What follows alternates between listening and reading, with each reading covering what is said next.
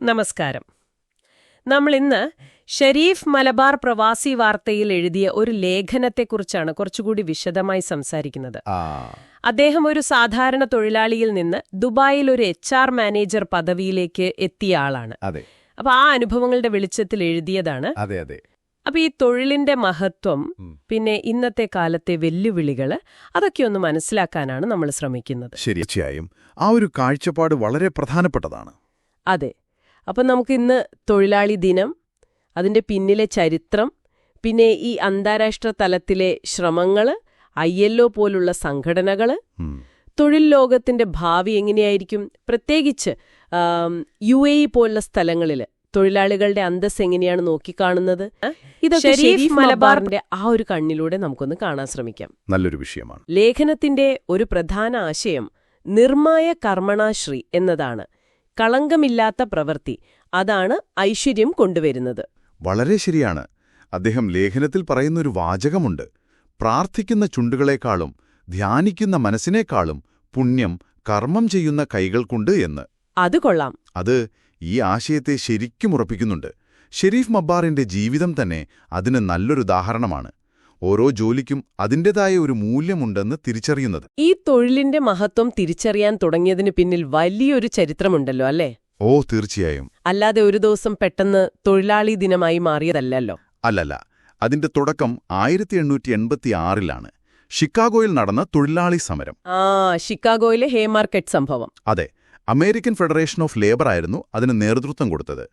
പ്രധാന ആവശ്യം അന്നത്തെ കാലത്ത് വിപ്ലവകരമായ ഒന്നായിരുന്നു 8 മണിക്കൂർ ജോലി. 8 മണിക്കൂർ ജോലി, 8 മണിക്കൂർ വിശ്രമം, 8 മണിക്കൂർ വിനോദം. അതേ ആശയം. ഇന്ന് നമുക്കത് വളരെ സാധാരണയായി തോന്നാം. പക്ഷെ അന്ന് വലിയ പോരാട്ടങ്ങൾ നടന്നിട്ടുണ്ടതിനു വേണ്ടി. ആ സമരത്തിന്റെ ഓർമ്മയ്ക്കാണ് പിന്നീട് മെയ് ദിനം ലോകം മുഴുവൻ ആചരിക്കാൻ തുടങ്ങിയത്. അപ്പോ ഈ പ്രാദേശികമായി തുടങ്ങിയ സമരങ്ങൾ എങ്ങനെയാണ് ഒരു അന്താരാഷ്ട്ര തലത്തിലേക്ക്, ഒരു നിയമപരമായ ചട്ടുകൂടിലേക്ക് വന്നത്? അവിടെയാണ് ILOയുടെ പങ്കുവരുന്നത്. അന്താരാഷ്ട്ര തൊഴിൽ സംഘടന. 1919-ലല്ലേ? അതെ, 1919 സ്ഥാപിതമായി. തൊഴിലാളികളുടെ ജീവിതത്തിൽ ഒരുപാട് മാറ്റങ്ങൾ കൊണ്ടുവരാൻ അവർക്ക് സാധിച്ചു.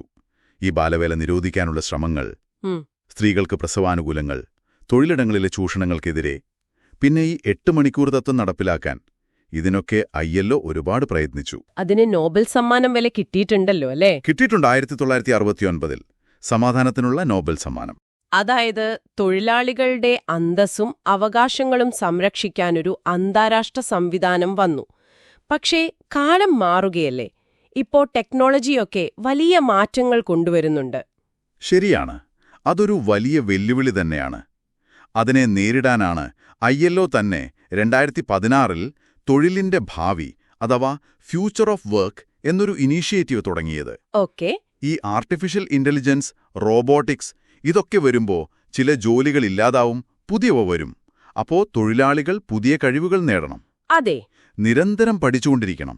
മനുഷ്യനും യന്ത്രങ്ങളും തമ്മിൽ എങ്ങനെ സഹകരിച്ചു മുന്നോട്ടു പോകാം, ഇതൊക്കെയാണ് ILO അതിൽ പറയുന്നത്. ഷരീഫ് മബ്ബാർ തന്റെ ലേഖനത്തിലും പറയുന്നുണ്ടല്ലോ ഈ കഴിവുകൾ വികസിപ്പിക്കേണ്ടതിന്റെ പ്രാധാന്യം. അതെ, അത് രണ്ടും ഒരുമിച്ചു പോകുന്ന കാര്യങ്ങളാണ്. മാറ്റങ്ങളെ ഉൾക്കൊള്ളണം, സ്വയം നവീകരിക്കണം. അപ്പോ ILO ഇങ്ങനെയുള്ള കാര്യങ്ങൾ പറയുമ്പോൾ ലേഖനത്തിൽ പറയുന്ന UAEയിലെ സാഹചര്യം എങ്ങനെയാണ് ഇതിനോട് ചേരുന്നതെന്ന് നോക്കുന്നത് നന്നായിരിക്കും. തീർച്ചയായും. കാരണം UAE എന്ന് പറയുമ്പോൾ 200-ലധികം രാജ്യങ്ങളിൽ നിന്നുള്ള തൊഴിലാളികൾ അവിടെയുണ്ട്. അതെ, വലിയൊരു വൈവിധ്യമുണ്ട്. അത്രയും വ്യത്യസ്തരായ ആളുകളെ എങ്ങനെയാണ് അവിടുത്തെ നിയമങ്ങൾ സംരക്ഷിക്കുന്നത്? ലേഖകൻ പറയുന്നത് UAEയിലെ തൊഴിൽ നിയമങ്ങൾ വളരെ പുരോഗമനപരമാണ് എന്നാണ്. ഒരു തരത്തിലുള്ള വിവേചനവും അവിടെ അനുവദിക്കുന്നില്ലെന്ന് എടുത്തു പറയുന്നു. അത് നല്ല കാര്യമാണ്. പിന്നെ തൊഴിലാളികൾക്ക് അവരുടെ അവകാശങ്ങളെക്കുറിച്ചും നിയമങ്ങളെക്കുറിച്ചുമൊക്കെ നല്ല ബോധവൽക്കരണം നൽകുന്നുണ്ട്. ഓരോ 2 വർഷം കൂടുമ്പോൾ കോൺട്രാക്റ്റ് പുതുക്കുന്നതിന് മുൻപ് ക്ലാസുകൾ നിർബന്ധമാണ്, അതും അവരുടെ സ്വന്തം ഭാഷയിൽ. ഓഹോ, അത് ശ്രദ്ധേയമാണ്. തർക്കങ്ങളുണ്ടായാൽ പരിഹരിക്കാൻ ലേബർ കോടതികളുണ്ട്, മറ്റു സംവിധാനങ്ങളുണ്ട്. തൊഴിലാളികളുടെ ക്ഷേമം ഉറപ്പാക്കാൻ പ്രത്യേകമായി എന്തെങ്കിലും റിപ്പോർട്ടുകളും മറ്റോ ഉണ്ട്. UAEയുടെ മാനവ വിഭവശേഷി മന്ത്രാലയം MOHRE 2018 ഒരു വർക്കേഴ്സ് വെൽഫെയർ റിപ്പോർട്ട് പുറത്തിറക്കിയിട്ടുണ്ട്. അതും മലയാളത്തിലും ലഭ്യമാണ്. അപ്പോ വിവരങ്ങൾ തൊഴിലാളികളിലേക്ക് എത്തുന്നുണ്ട്. തൊഴിലാളിയുടെ അന്തസ്സിന് വലിയ പ്രാധാന്യം കൊടുക്കുന്നുണ്ട്. ഒരു ഉദാഹരണം പറഞ്ഞാൽ, ശുചീകരണ തൊഴിലാളികളെ അവിടെ ക്ലീനിംഗ് എഞ്ചിനീയർ എന്നൊക്കെ വിളിക്കുന്നത് കാണാം. അതൊരു നല്ല മാറ്റമാണ്. പേരിൽ മാത്രമല്ല, ഒരു സമീപനത്തിലും. അതെ, ചെയ്യുന്ന ജോലിയെ സമൂഹം എങ്ങനെ കാണുന്നു എന്നതിലെ ഒരു മാറ്റം. കൺഫ്യൂഷ്യസിന്റെ ഒരു വാചകം ലേഖനത്തിൽ ഓർമ്മിപ്പിക്കുന്നുണ്ട്. ഇഷ്ടപ്പെട്ട ജോലി ചെയ്താൽ പിന്നീട് ജോലി ചെയ്യേണ്ടി വരില്ല എന്നത്. വളരെ ശരിയാണ്. വ്യക്തികളും സമൂഹവും തൊഴിലുടമകളും എന്തിനെ എംബസികൾ വരെ ഒരുമിച്ചു നിന്ന് തൊഴിലാളികളെ പിന്തുണയ്ക്കണമെന്നും ലേഖനം പറയുന്നുണ്ട്. തീർച്ചയായും. ഈ ചർച്ചയുടെ അവസാനം നമ്മൾ ഓർക്കേണ്ട ഒരു പ്രധാന കാര്യം അതാണ്. നിയമങ്ങളും ILO പോലുള്ള സംഘടനകളുമൊക്കെ വേണം. അതൊക്കെ തൊഴിൽ സാഹചര്യങ്ങൾ മെച്ചപ്പെടുത്താൻ സഹായിക്കും. പക്ഷേ ഒരു തൊഴിലാളിയുടെ യഥാർത്ഥ അന്തസ്സ് ഉറപ്പാക്കുന്നത് നമ്മുടെയൊക്കെ ഒരു മനോഭാവമാണ്. സമൂഹം എങ്ങനെ അവരെ കാണുന്നു, എങ്ങനെ അവരോട് പെരുമാറുന്നു എന്നതിലാണ് കാര്യം. ഓരോ ജോലിക്കും അതിൻ്റെതായ മഹത്വമുണ്ട്. അതെ, അതേതു ജോലിയാണെങ്കിലും അതിൻ്റെ സംഭാവനയെ നമ്മൾ അംഗീകരിക്കണം, ബഹുമാനിക്കണം. ഒരു നിമിഷം നിങ്ങളൊന്ന് ആലോചിച്ചു നോക്കൂ. നിങ്ങൾക്ക് ചുറ്റുമുള്ള പലതരം ജോലികൾ ചെയ്യുന്നവരുണ്ട്.